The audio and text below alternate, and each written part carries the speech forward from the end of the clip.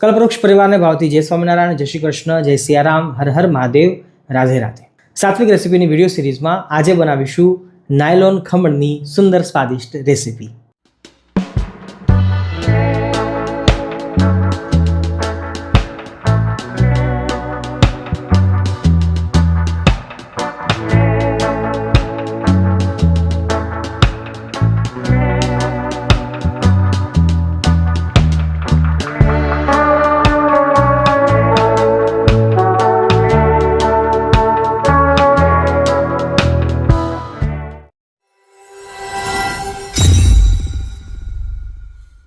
તો આજે ટાઈમ ઓછો લઈ અને આ નાયલોન ખમણની રેસીપી મારે શેર કરવાની છે. અને સાવ સાચું કહું ને તો ખરેખર આ બહુ જ ઓછા સમયમાં બની પણ જાય છે. એટલે બીજી કશી વાતચીત હાલ નહીં કરીએ અને સીધા જ આપણે શરૂ કરીએ આજની નાયલોન ખમણની રેસીપીમાં છેક સુધી જોડાયેલા રહેજો. રાધે રાધે, જય સ્વામિનારાયણ. ભક્તો, નાયલોન ખમણ બનાવવા બહુ જ ઇઝી છે, કારણ કે બહુ ઓછી વસ્તુઓનો ઉપયોગ આમાં થાય છે. નંબર 1, કેટલી વસ્તુઓના ઉપયોગ આપણે કરવાના છીએ એ પહેલાં જોઈએ. તો સૌપ્રથમ તો મિક્સર જાર હશે તો આપણી પ્રોસેસ છે અડધી થઈ જશે અને સમય બહુ બચી જશે. તો મિક્સર જારની અંદર આપણે ચણાનો લોટ, બેસન ઝીણો ચાળીને લેવાનો છે જેથી ગંઠા નહીં પડે. નંબર 2, નમક નાખીશું સ્વાદ અનુસાર. અને આજે આપણે લીંબુ નાખવાના છીએ. લીંબુના ફૂલનો ઉપયોગ નથી કરવાના, કારણ કે ઘણા બધા લોકો એમ કહેતા હોય છે કે અમારા ઘરની અંદર ઘરડિયા હોય તો ઘરડિયાઓને લીંબુના ફૂલથી ઘૂંટણના સાંધા પકડાય જેવા ઇત્યાદિ પ્રોબ્લેમ આવતી હોય છે અને ખરેખર એ થોડુંક નુકસાનકારક પણ છે. તો એની જગ્યાએ આપણે લીંબુ છે એ નેચરલ કહેવાય છે, તો એનો ઉપયોગ આપણે કરી શકીએ છીએ. આગળ આપણે વિસ્તારથી સમજીશું. એ ઉપરાંત મરચાં, આદુ, મીઠો લીમડો, ધણીયા ડંઠલ, બસ આટલી વસ્તુઓનો ઉપયોગ કરીને ફ્રૂટ સોલ્ટ એટલે કે ઈનોનો ઉપયોગ કરવાના છીએ બેટરને ફૂલાવવા માટે.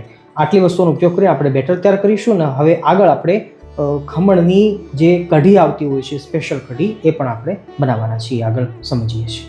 અને હા ભક્તો, નાયલોન ખમણની અંદર ખાસ કરીને ખાંડ નખાતી હોય છે. હવે એની પાછળનું રીઝન એ છે કે રાસાયણિક પ્રક્રિયા થાય જેનાથી ખમણમાં જાળી પડતી હોય છે, એ સ્પોન્જી અને પોચા બનતા હોય છે. તો એક વાટકા દીઠ આપણે 1 ચમચી ખાંડ લઈ શકીએ છીએ. હાલ આપણે 1.5 વાટકાનો ઉપયોગ કરવાના છીએ લોટનો, અથવા 2 વાટકાનો, તો 2 ચમચી ખાંડ હું લઈ રહ્યો છું. દળેલી પણ ચાલે છે, આખી પણ ચાલે છે. સૌથી મહત્ત્વના સ્ટેપ ઉપર આપણે પહોંચ્યા છીએ, જ્યાં આપણે 1 વાટકો લોટ હાલ નાખી રહ્યા છીએ. 1 વાટકાથી 1 ટ્રે ભરાશે.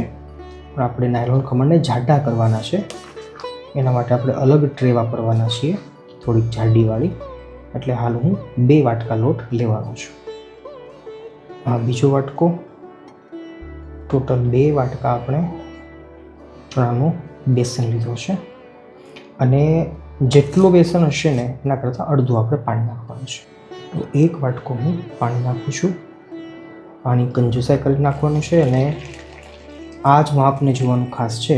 મહત્ત્વ આનું જ છે. લોટ અને પાણી નાખ્યા બાદ હવે આપણે સ્વાદ અનુસાર તીખાશ માટે લીલી મરચી, હું સ્પેશિયલી લીમડો નાખતો હોઉં છું, મીઠો, બહુ સરસ લાગે છે, તમે પણ ટ્રાય કરજો. એ ઉપરાંત ધનિયા ડંઠલ છે, એ પણ સરસ લાગશે. અને એ ઉપરાંત આદું લીધું છે. અને હવે ખાંડ છે એને પણ જોડે નાખી દઈએ છીએ. સ્વાદ અનુસાર નમક હવે છેલ્લે નાખીએ છીએ કન્સિસ્ટન્સી જોઈને. તો મારું નમક ભેજવાળું થઈ ગયું છે, તો હું થોડુંક માપે નાખું છું, તમે સ્વાદ અનુસાર જોઈ લેજો. ભક્તો, હવે આને સારી રીતે ગ્રાઇન્ડ કરી લેવાનું છે. એકદમ ઝીણું થવું જોઈએ. પાણીની કન્સિસ્ટન્સી આપણે માપવાની જરૂર નથી, કારણ કે એક્ઝેક્ટ માપ સાથે નાખી છે, એટલે કોઈ ચિંતાનો વિષય નથી. બસ સારી રીતે ગ્રાઇન્ડ કરી લેવાનું છે. અને પછી રિબિન પડે એટલું ટાઈટ હોય એ રીતની માત્રા આપણે જોવાની છે. આગળ આપણે જોઈએ છીએ. ભક્તો, જોઈએ છે તો આપણું પરફેક્ટ એવું બેટર તૈયાર છે. આટલું જ ઢીલું હોવું જોઈએ. એટલે સિમ્પલ ગણિત છે, જેટલો લોટ છે એના કરતાં અડધું આપણે પાણી લઈશું તો આપણું બેટર પરફેક્ટ થશે. હવે આને 5 થી 7 મિનિટનો જ રેસ્ટ આપવાનો છે, અને ત્યાં સુધીમાં આપણે પાણીને ગરમ કરવા મૂકી દઈએ છીએ.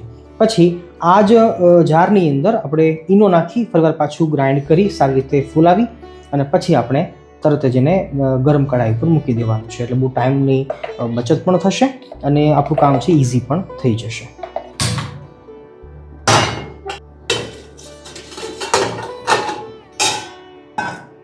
ભક્તો, 5 થી 7 મિનિટનો ટાઈમ ગયો છે અને બેટર આપણું રેસ્ટ કરીને તૈયાર છે.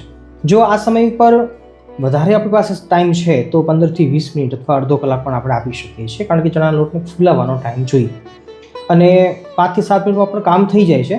અને આપણે મિક્સર ગ્રાઇન્ડની અંદર આપણે ગ્રાઇન્ડ કરી રહ્યા છીએ તો વધારે સમય નહીં આપણે રેસ્ટ આપીએ તો પણ ચાલશે. તો હવે રેસ્ટ લીધા બાદ અડધી ચમચી હળદર નાખું છું અને જેનાથી પીળાશ આવશે, અને 2 ચમચી જેટલું તેલ નાખું છું. તેલ બહુ વધારે પણ ન પડી જવું જોઈએ, નહીંતર પછી ખમણ છે ને એ વચ્ચેથી પોચા થઈ જશે અને પછી તમે કહેશો કે સ્વામી નહોતું કહ્યું. મેં તો કહ્યું હતું, યાદ રાખજો. તેલ બહુ વધારે સારું નથી, એમ બહુ ઓછું પણ ના હોવું જોઈએ, મીડિયમ. 1 વાટકા દીઠ 1 ચમચી તેલ હશે તો ચાલશે. હાલ આપણે 2 ચમચી તેલ લીધું છે, આને એકવાર ગ્રાઇન્ડ કરી લઈએ, પછી આપણે સોડા નાખીને ફરીવાર ગ્રાઇન્ડ કરીએ છીએ. હવે આવી ગયા છે મહત્વના અને છેલ્લા સ્ટેજ ઉપર, જેમાં આપણે ઈનો નાખ્યો છે. 1 વાટકા દીઠ અડધી ચમચીનો જોશે, એટલે હાલ આપણે 1 મોટી ચમચીનો લીધો છે. 1 પડીકી ઈનો હોય તો પણ ચાલે છે. અને જેને ફોડવા માટે લીંબુનું પાણી નાખીએ છીએ. જો આપણે લીંબુના ફૂલનો ઉપયોગ કરીએ તો એ પહેલાં નાખી દેવું પડશે. હાલ હું 1.5 લીંબુનો રસ નાખી રહ્યો છું. મોટું લીંબુ હોય તો એકાદું પણ ચાલે છે, અને ખમણ જો ખાટા મીઠા જોઈને ભાવતા હોય તો 2 લીંબુ પણ નાખી શકાય છે. હવે આને આપણે ગ્રાઇન્ડ કરી લઈએ, એટલે બેટર છે એ ફૂલી જશે. જુઓ, એકદમ પરફેક્ટ આપણું બેટર તૈયાર છે. સરસ ફૂલી ગયું છે. અડધો મિનિટ સુધી મિક્સર ચલાવીશું ને તો પણ સરસ ફૂલી જશે. અને હવે આપણે તરત જ ગરમ ગરમ કુકરમાં નાખી દેવાનું છે.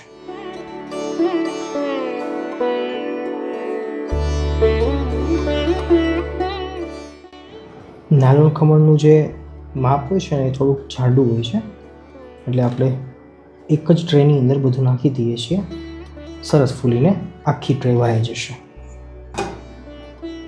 પ્રીહીટ થયેલી આપણી કુકર, પ્રીહીટ થયેલું આપણું કુકર, જેની અંદર એક્ઝેટ વચ્ચોવચ્ચ મૂકી દઈએ છીએ. અને હવે ગેસની ફ્લેમ હાઈ કરી અને 10 થી 12 મિનિટનો ટાઈમ આપણે આપી દઈશું, જેથી નાયલોન ખમણ છે પરફેક્ટલી ફૂલી જશે. ભક્તો, આ બાજુ આપણા ખમણ છે એ સ્ટીમ થઈ રહ્યા છે. ત્યાં સુધીમાં આપણે ખમણની સાથે જે કઢી હોય છે બનાવી લઈએ. અને હંમેશા ખમણની કઢી છે આછી હોય છે, એટલા માટે હું ફક્ત 2 ચમચી જ લોટ લઉં છું અને જાજી માત્રામાં આપણે પાણી નાખવાનું છે. મરચાં પણ જોડે નાખી દઈએ છીએ અને આદું પણ અંદર નાખી દઉં છું. 1 ગ્લાસ ભરીને હું પાણી નાખું છું અને હવે આને મિક્સ કરી લઈએ અને પછી ઉકળવા માટે રાખી દઈએ. ભક્તો, કઢી માટે રાઈનું તેલ ગરમ થયું છે. સારી રીતે રાઈ ફોડી લઈએ.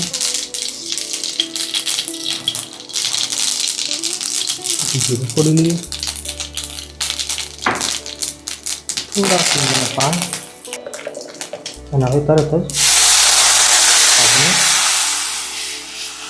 કઢીનું મિશ્રણ સારી રીતે ચલાવતા જઈએ. ચણાના લોટને કાપી થતાં વાર નહીં લાગે અને એને પાકતા પણ વાર નહીં લાગે. ખમણની કઢી હંમેશા આછી હોય છે, એટલે પાણીની કન્સિસ્ટન્સી આપણે આપણી રીતે સેટ કરી દેવાની.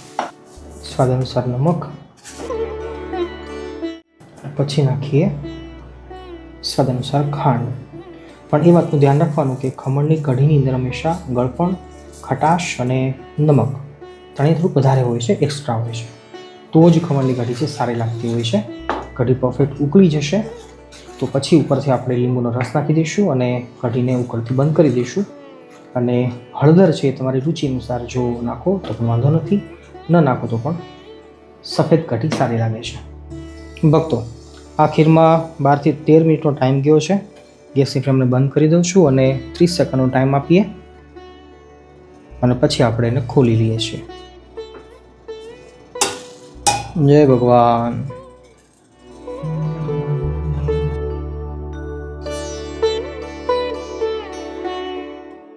ખમણનો વઘાર બહુ જ ઇઝી છે. 2 ચમચી તેલ લીધું છે. રાઈ ફોડી લઈએ પટાકથી. વધારે રાઈ સારી લાગતી હોય છે.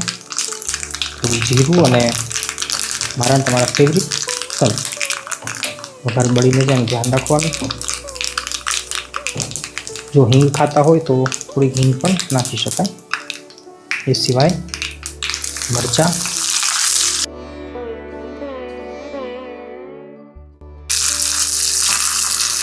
લીમડાના પાન વગર તો વઘાર જામે જ નહીં. થોડા ધાણા નાખી દઈએ છીએ અને હવે પાણી અડધો ગ્લાસ. પાણીની અંદર નાખી દઈએ છીએ આપણે થોડીક ખાંડ. આ જગ્યાએ તમે ગોળ પણ નાખી શકો છો. ખમણનો વઘાર છે ગળ્યો હોય છે. ખાંડ ઉગળી જાય ત્યાં સુધી ઉકાળવાનું છે. વઘાર આપણો તૈયાર છે. આખીરમાં 7 થી 10 મિનિટ થાય, ઠંડા થઈ જાય પછી જ આપણે આવી રીતે ચપ્પુ લગાવવાનું અને ખમણને કાઢી લેવાનું.